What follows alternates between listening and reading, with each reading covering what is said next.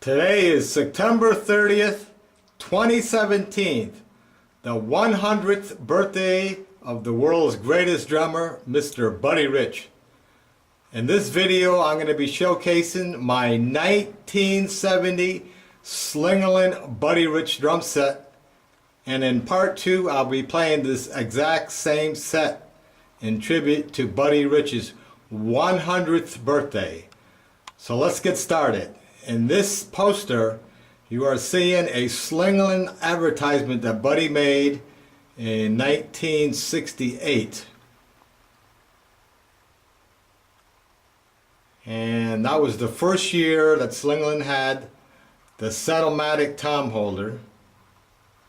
And as you can read here, some of the reasons why Buddy went back to Slingerland. So now let's showcase my 1970 Slingerland drum set. And here it is. First we have, of course, the 14 by 24 inch bass drum. And as you can see right here, this is the Zoomatic tom holder. Now this is a 1970 set, and this was the first year that Slingerland went to an all steel Zoomatic. The first 2 years they were made out of aluminum, but starting in 1970 he went to an all steel, all chrome Zoomatic. And to me it's still the best single tom holder ever made. You can have any type of adjustments on this. And of course, way back in 1970, they were the first to really use this type of ball and socket here for a tom holder. And of course, this has the famous marine pearl. Now, as you can see, this marine pearl has a bluish tint to it. And the reason for that was because when it used to be pure white pearl, it used to yellow a lot faster. By adding the blue tint, it really stopped the yellowing a great deal. And this pearl right here still looks brand new. Just a gorgeous pattern to this marine pearl. Like I said, this is a 14 by 24 inch bass drum. And of course, Slingerland was the first to use double spurs. Now these were patented. They were at an angle with steel rods that go inside the shell. And these really hold the bass drum in place. These are like two spikes. Double spurs. Of course, you have the famous inlays, and you have an all maple hoop and this 14 by 24 inch bass drum. Here's the other side of the double spurs. And of course, right here you have your 9 by 13 inch tom. And the unique thing about Slingerland back in 1970, their hoops were made out of solid brass. They were chrome plated brass. And these were very thick hoops for way back in 1970. And the only ones that were made out of solid brass. And of course, starting in 1970, they had the, let me show this here, it'll be better. The silver and black badge right here. And these drums were made in Niles, Illinois, USA.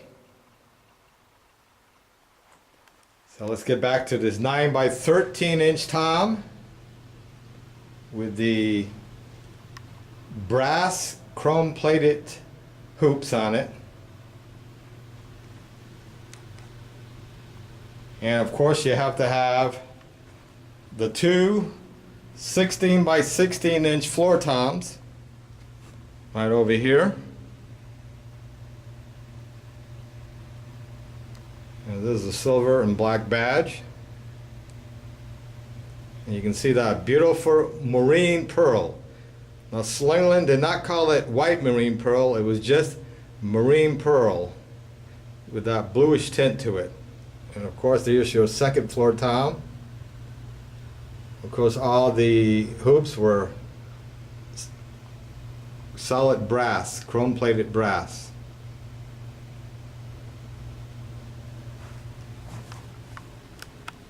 And the construction of the drums back in 1970 were 3-ply shells. They had maple, poplar, maple with solid rock maple reinforcement hoops.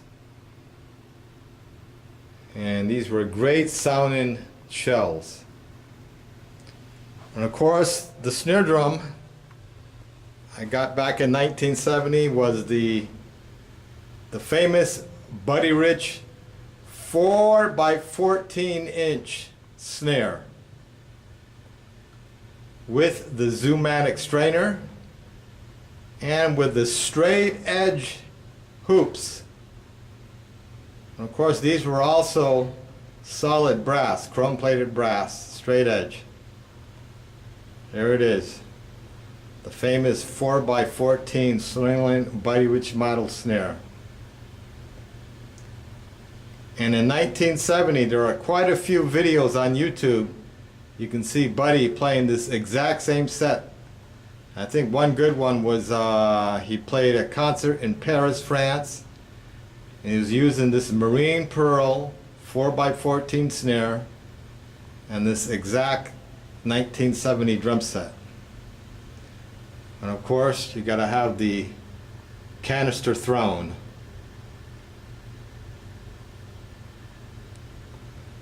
Now all the hardware on this still looks brand new. It's in pretty much in mint condition.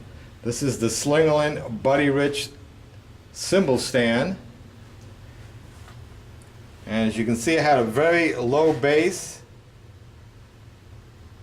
And when you fold this stand down, it went down to only 21 inches. And the reason for that, because back then, all the hardware would go inside a fiber trap case. So these stands really fold down very small. But of course they were solid. And I ordered this with no tilter. Just like Buddy, because I wanted the cymbals completely flat. And of course you have the Zildjian cymbal snaps right here. So these were actually excellent hardware. You have these big handles over here. Of course you have the Slingerland sticker that were on each stand. And of course over here you have the Slingerland Dynamo hi-hat stand.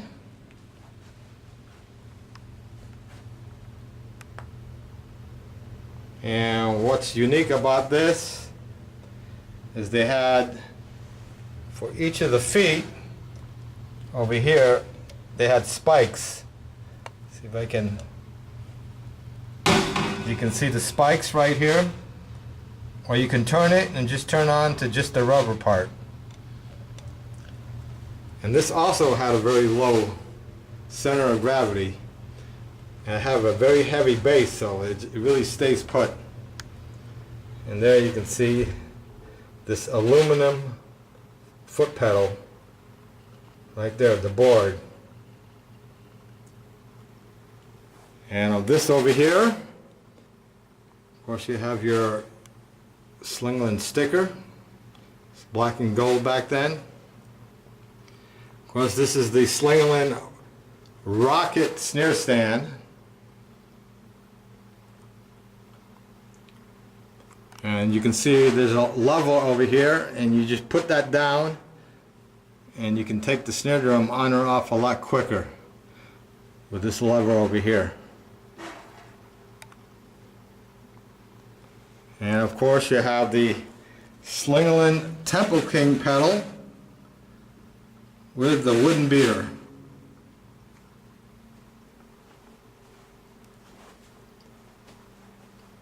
And you can see a nice shot over here of the two floor toms, the famous Marine Pearl, that 4x14 snare and a 9x13 tom.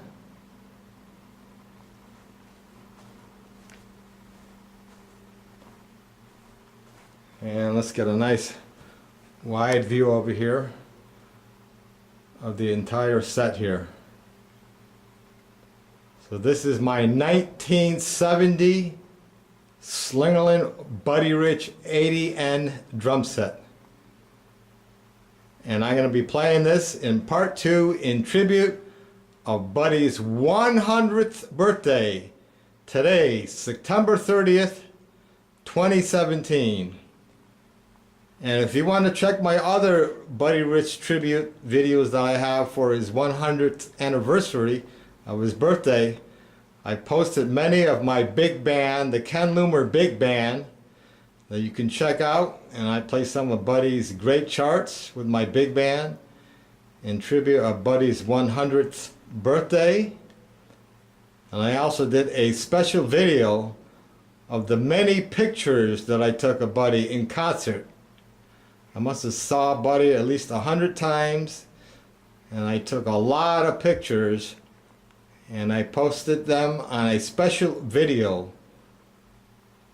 And you can check that out, stories and pictures of Buddy Rich for his centennial tribute. You can see that on YouTube. So watch part 2 as I'll be playing on this exact set for Buddy's 100th anniversary.